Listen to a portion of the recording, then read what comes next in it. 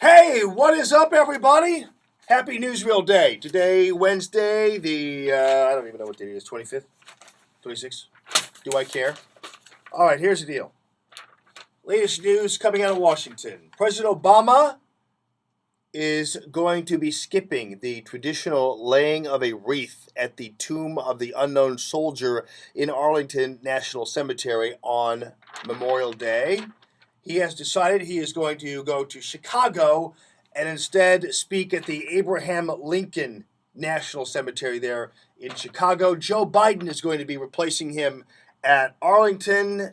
Hey, you know what? This is what change looks like. It's a new day. This is what the deal is. So, he's hipper. He's going to Chicago and not Arlington, I don't know what to make of that. At least he's going to a national cemetery, right? What's everybody complaining about? Rand Paul has decided to blame that stupid idea of going on Rachel Maddow's show a while back and getting involved in the whole civil rights discussion, and the Civil Rights Act discussion, and has decided to blame it on his campaign manager. So his campaign manager has been demoted. I hate it when grown men blame other grown men for their stupid moves. But Rand Paul now shaking up his campaign and demoting his campaign manager, even though I always thought Rand Paul was intelligent enough to make stupid decisions on his own, and probably should just simply be accountable on his own, shouldn't he? Hey, down there in the Gulf, y'all, check it out. They've come up with a new way to take care of the oil spill, which is, I guess, capping, tip-topping. What the hell are they talking about? They're doing something. I don't even know what's going on there. But in the meantime, we learn, well, my opinion is that it's not necessarily the lack of regulation. It's just the lack of enforcement of the regulation that really winds up being an issue.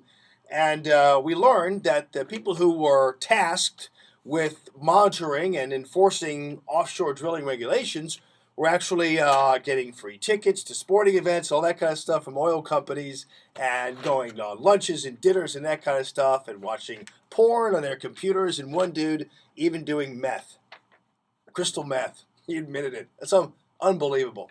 Also, by the way, you got to check out this whale story that I put on Alma's Electric Stove, the blowing up of the whale, and I also put it on my Facebook page if you guys want to check that out as well.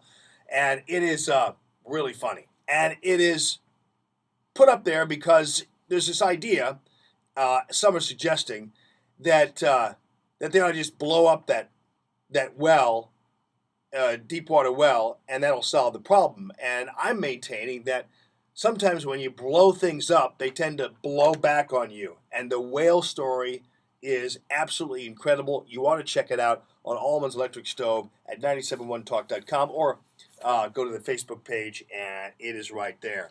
Meanwhile, Don Imus still has the mojo going. Don Imus called out Senator Dodd, who tried to go on his show and blame the whole oil spill thing on Bush.